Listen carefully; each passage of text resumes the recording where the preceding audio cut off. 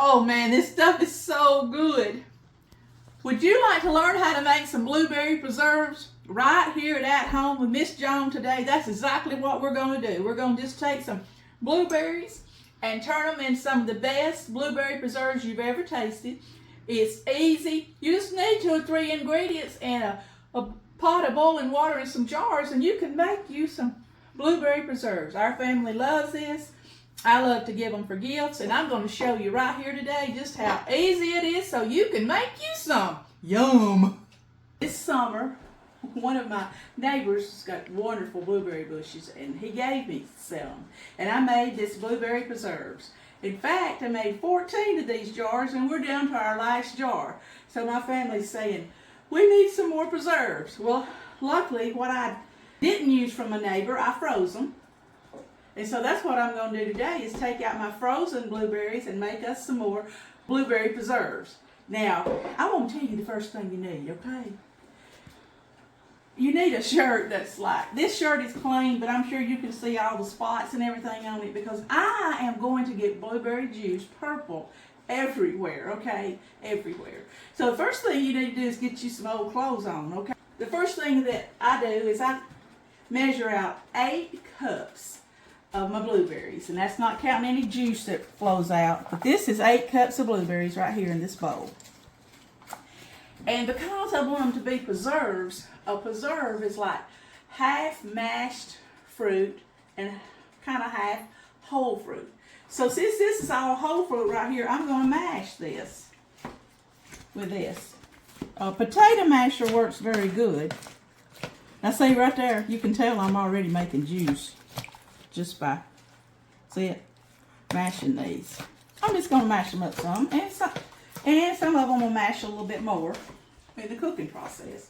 But it's really easy. It's just fruit, sugar, and then you need some kind of pectin to make it thicken up, which I'm going to use the Serto clear liquid pectin.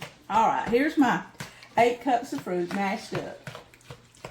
Now, you need to have your jelly jars, which I use the little half-pint jars, heating up because this fruit, when we get through cooking it, it's going to be very, very hot.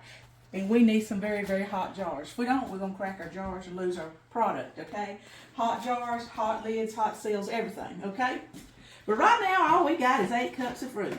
I'm going to pour this over into my pot. I thought I had just got my first big purple splash there. All right. It's kind of hard to see a dark pot and dark fruit, isn't it? I didn't think about that. To this, I'm going to add a tablespoon of lemon juice. All right, go. Tablespoon of lemon juice went in. Just kind of stirring that up. Now, you think, well, Miss Joan, I can't believe you're putting this in there. But you put in a teaspoon of butter. Why do you put in a teaspoon of butter? Well, what I read about this is it helps with having less foam. When you go to cook this, you know how the fruit's going to turn foamy. So, we're going to put in a teaspoon of butter. That's some of our grandmas and all mamas' way of doing things. Alrighty. I'm going to let this get good and hot. And I'm going to talk to you in a minute. I'm going to show you what I'm going to use for my what I call my thickener. I'm using this Serto liquid. They make this in the dry powder format, and they make it in the liquid. For me, since the last time I made these blueberry preserves, I used the liquid. I'm going to use the liquid again today. In mine, it comes in 2 3-ounce packs. So I'm going to put in it 2 of these little packs. All right, I got to be careful how I cut this, or I'll be losing my juice. My Serto. Okay. See, this looks like a clear syrup. Clear syrup. Oh, me. Oh, I'm hoping that this turns out as good as those last ones. It'll be great. I'm making this. The family loves it, and I'm also hoping to give some for gifts.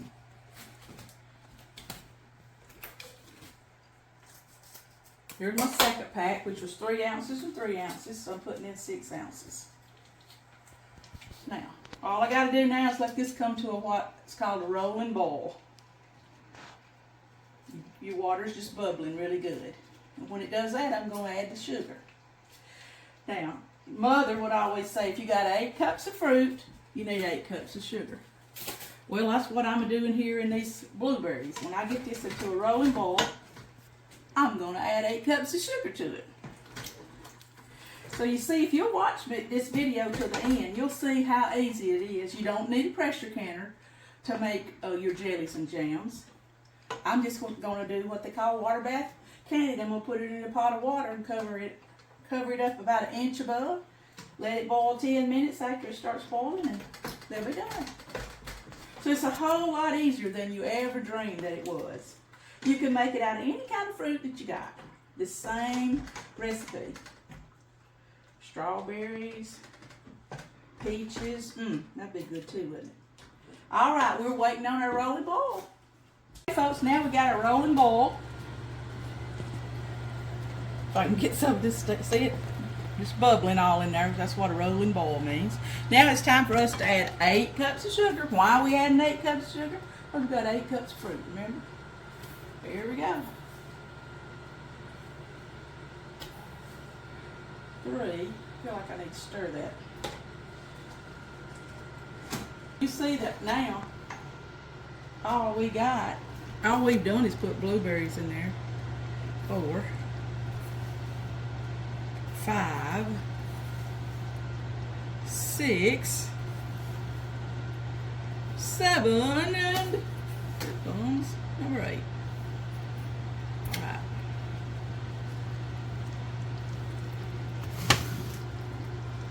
See, I'm just stirring the sugar up in there now. Okay, now this step is just what I said. I'm going to stir this, and I'm not going to start counting my clock on actually the time that it needs to boil to make the preserves until I feel like this sugar is dissolved. Now, it won't take but a minute. You know, if you've ever boiled tea, how quick it is when you put the sugar in there till it melts.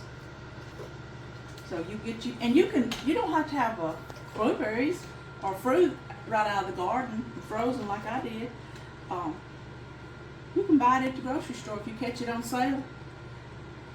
Lots of strawberries or lots of blueberries, you catch it on sale and get you up several. You can make your own preserves, jelly and jam right out of the stuff, right out of the grocery store, any time of the year.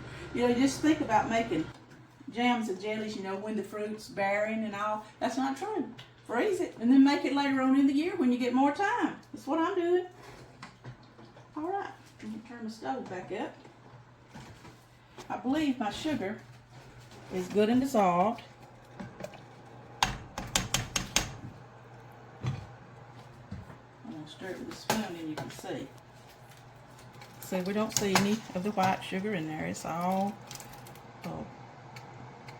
formed into the juice. Now look at there. There's some kind of little berry. He looks wonky to me, so I'm pulling him out. He is not going in my stuff. Look at there. Now this is good not just to eat for breakfast, you know, and toast and homemade biscuits. You can do it on, if you got cheesecake, we open up a jar of this, use it for our cheesecake topping. We make crescent rolls and put it in there with cream cheese. I think we got a video on here about that. Or muffins, you can, if you're making blueberry muffins, just pour this in there. Pancakes, woo, you talk about good on top of pancakes, waffles, whatever. So this is a wonderful thing to have in your pantry. And boy, people get tickled too when you give it to them. It's like, oh wow, thank you. Alrighty.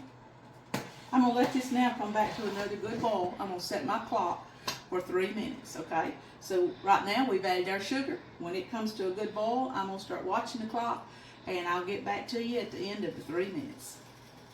It's boiling. I'm nearly to my 3 minutes. And I'm looking at it up close, and I'm seeing it about the foam, because you know it said for us to ladle off the foam.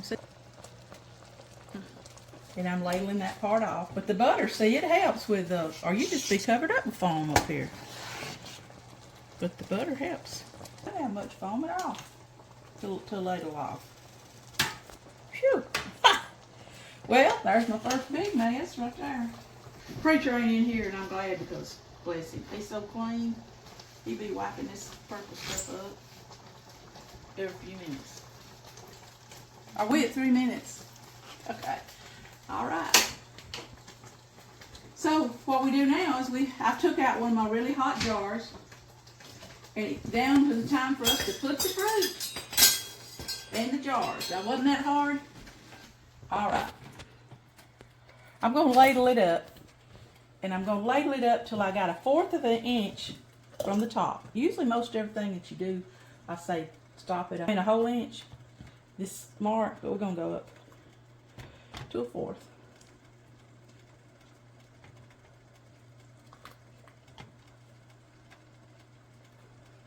It's pretty. All right. Well, this is very hot. Even though I laid this pretty white parchment paper here, it is going to get messy. I like to use a skewer, but I could use this thing that's really a bit debubbler. And just stir it around and make sure there's no air in the bottom of your container. Okay? That it's all your fruit. That's called debubbling, okay? I used to dip my rag in a little vinegar to clean the jars, jar tops. Now, I'm just going to go around it. Boy, that's hot. Woo, glory. We have to hold tablecloths. I'm using old cloths, but they are clean because I know that these are going to be so stained. All right. I have my lids, or my seals, getting hot too, and my ring, or my band. I never know what's the professional way to call it. But anyway, there we go. Whew, that's hot. We got one that's ready, so I'm just going to replace it in here where I got all these hot jars sitting. Purple everywhere. Remember, that was one of the first things that I told you. Purple everywhere. That's Joan. She gonna get purple everywhere. You know, you just can't buy stuff like this. It's just something special about it being homemade. And like I said, you don't have to have a big pressure canner for your jams and your jellies, preserves. You just need a pot with some boiling water in it. There's number 2. Now, I'll just keep working and I'll get back with you. When I get full, we'll talk about how long we're going to water bath can them. Now, if you remember, I had them in that big dish pan. I was hoping I could get all 15, because that's how many it made. It made 15 what I call jelly jars, which is a 1/2 pint. But the dish pan, the big pot, wasn't big enough for me to have a whole inch of water on the top of my jars. So I got back out my big pot here and poured that hot water over in it. And they started boiling now. So I'm setting my clock for 10 minutes. So it's, and the 8 is in here, and I had to get out my pot from my canner, but it is not, we're not being pressure canned now. All I'm using this pot to boil water so I can get a whole inch of water over the top of those jars. That's all. It's much too tall, but I'm having to use it because that's all I got. But anyway, I am going to let this, once it comes to a good boil, I'm going to let it boil for 10 minutes, and that's it, okay? And after the 10 minutes, we'll just pull them out, put them on a soft towel, and let them sit there, and they'll all, hopefully, be sealed. And we'll.